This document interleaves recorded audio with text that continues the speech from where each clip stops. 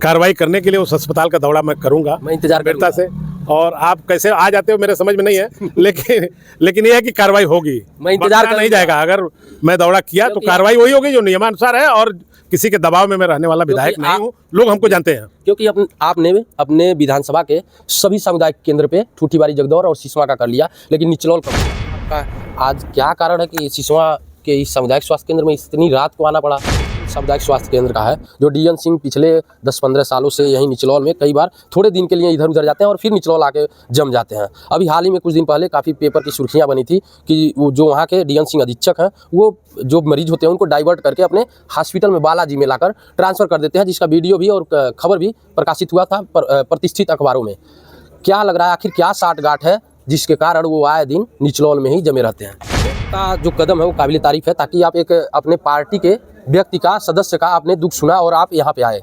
लेकिन कहीं न कहीं ये बहुत बड़ा सवाल खड़ा करता है, अगर कोई आम जनता हो, कोई गरीब हो, कोई दलित हो, क्या कोई पिछड़ी हो, अगर वो आता है, अगर आपके कानों तक नहीं जाती है, तो अब सोचिए किस तरीके से सामुदायिक स्वास्थ्य केंद्र का पोल खोल रहा है। इस पर आप क्या कहेंगे?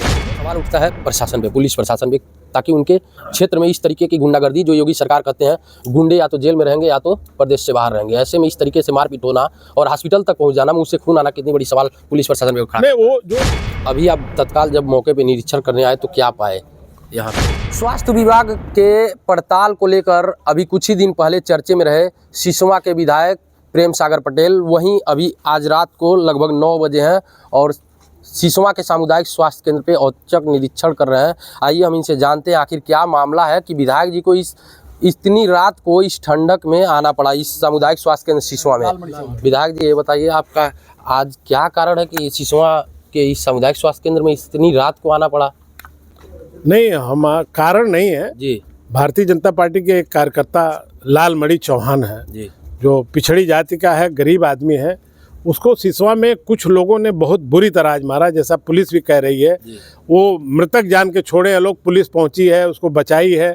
2 लोग बंद हुए हैं। जब मुझे सूचना मिली तो मैं भागे अस्पताल पर आया हूँ। ये हुआ कि डॉक्टर नहीं है, लोग दवा नहीं कर रहे हैं, तो मुझे चिंता हुई कि जब सरकार के पास सारी सुविधाएं हैं, सीएससी है, दवा है, डॉक्टर है, तो हो क्यों नहीं रहा? तो मैं सीधे अस्पताल पर आया हूँ। सबसे पहले तो सवाल उठता है प्रशासन पे, पुलिस प्रशासन पे, ताकि उनके क्षेत्र में इस तरीके की गुंडागर्दी, जो योगी सरकार कहते हैं गुंडे या तो जेल में रहेंगे या तो प्रदेश से बाहर रहेंगे, ऐसे में इस तरीके से मारपीट होना और हॉस्पिटल तक पहुंच जाना, मुंह से खून आना, कितनी बड़ी सवाल पुलिस प्रशासन पे खड़ा है। वो जो इसमें अब तक क्या जो पुलिस का कहना है कि वो सब बुरी तरह शराब के नशे में है, धुत है, पकड़े गए हैं, बोल तक नहीं पा रहे हैं।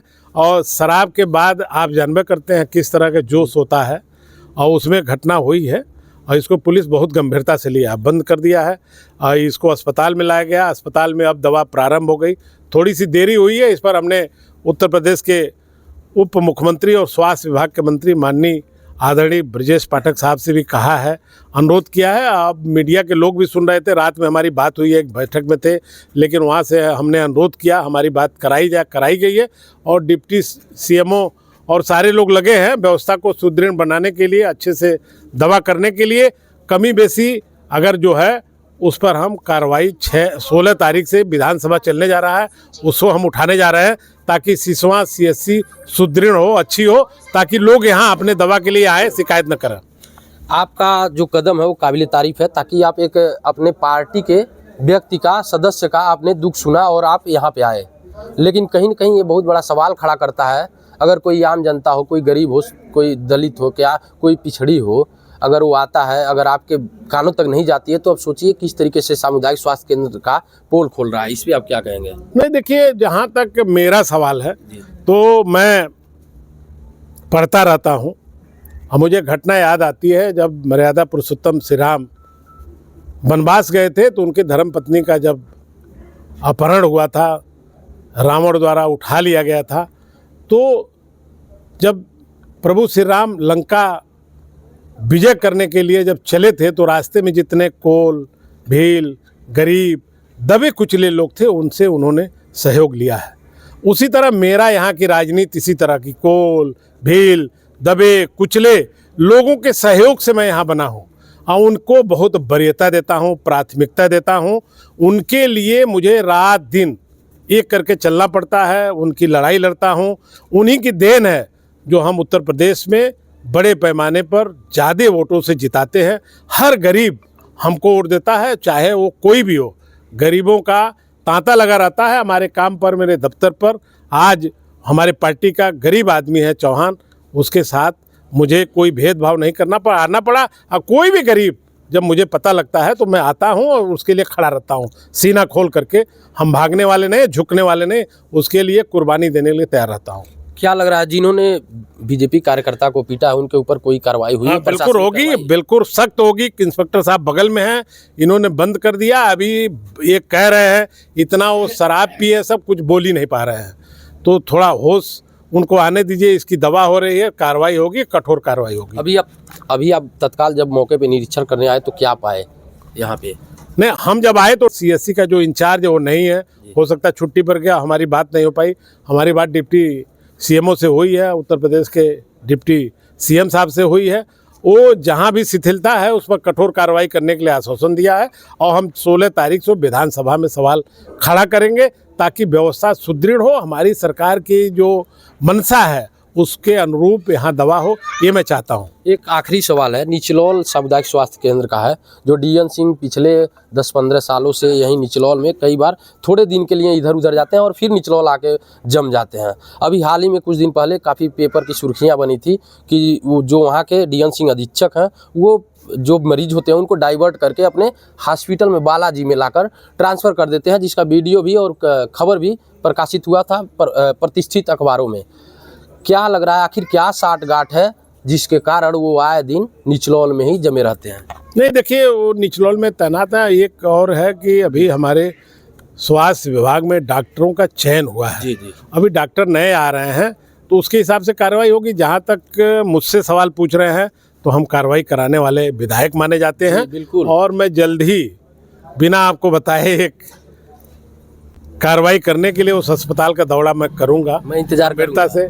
और आप कैसे आ जाते हो मेरे समझ में नहीं है, लेकिन ये है कि कार्रवाई होगी। मैं इंतजार नहीं जाएगा। अगर मैं दौरा किया तो कार्रवाई वही होगी जो नियमानुसार है, और किसी के दबाव में मैं रहने वाला विधायक नहीं हूँ। लोग हमको जानते हैं। क्योंकि आपने अपने विधानसभा के सभी सामुदायिक केंद्र पे ठूठीबारी, जगदौर और सिसवा का कर लिया, लेकिन निचलौल कब होगा? नहीं, वो जल्दी होगा, आपको पता लग जाएगा। निचलौल में हुई बड़ी कार्रवाई होगी अगर गलत पाए गए तो। चलिए विधायक जी, बहुत बहुत धन्यवाद, आपने हमें समय दिया और इस रात के इस कड़ाके की ठंडी में आप यहाँ पर आके गरीबों के लिए निरीक्षण कर रहे हैं, ये काबिल तारीफ है। मैं इसके लिए आपको धन्यवाद ज्ञापित करता हूँ।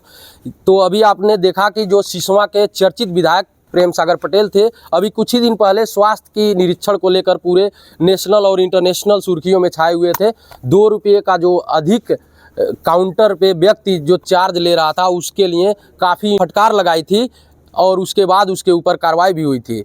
अब देखना कि वहीं सिसवा सामुदायिक स्वास्थ्य केंद्र में जो डॉक्टरों की नदारद है और जो विभिन्न प्रकार की आए दिन समस्याएं आती है कि छोटी बड़ी मामलों को लेकर यहाँ पे रेफर बना दिया जाता है, क्योंकि डॉक्टर जहमत नहीं उठाते हैं कि उस गरीब और उस पीड़ित व्यक्ति का, उस मरीज का इलाज किया जाए। ये कहीं न कहीं लगभग पूरे उत्तर प्रदेश की बात है और पूरे मैं महाराजगंज कवर करता हूँ, मैंने धरातल पे पड़ताल किया है। लेकिन ये बहुत बड़ा मामला है जो रेफर, कुछ नहीं करना है भाई साहब, रेफर कर देना है, बस मामला शांत हो गया, रेफर लिख देना है। ये कहीं न कहीं बहुत बड़ा समस्या है जिसको लेकर सरकार को इस मामले को लेकर संजीदा रहना चाहिए और इस पर कहीं न कहीं नज़र रखनी चाहिए, ताकि जो पीड़ित व्यक्ति हैं जिनके पास पैसे नहीं होते हैं वही कहीं न कहीं आप जानते हैं कि वो सरकारी हॉस्पिटल में आते हैं। जिनके पास पैसे हैं उनके पास 5 स्टार हॉस्पिटल हैं, लेकिन वहीं गरीब पीड़ित व्यक्ति जब आता है उसको रेफर पहले सामुदायिक प्राथमिक से किया जाता है तो सामुदायिक आता है, और सामुदायिक से किया जाता है तो जिला जाता है, और जिला से किया जाता है तो गोरखपुर बीआरडी में जाता है। लेकिन सिर्फ वो क्या पाता है? रेफर पाता है। लास्ट में आखिरी में वो दम तोड़ देता है। लेकिन सरकार वहीं गरीबों की बात करती है, लेकिन गरीबों को कौन सुनने वाला है? अब देखना है कि क्या इस हॉस्पिटल पे जो कमियां पाई गई हैं और जिस बीजेपी के सदस्य को पीटा गया है अब उसके ऊपर कार्रवाई होती है या नहीं होती है। तो आप देख रहे थे महाराजगंज एक्सप्रेस न्यूज, मैं हूं आनंद कुमार गुप्ता, महाराजगंज।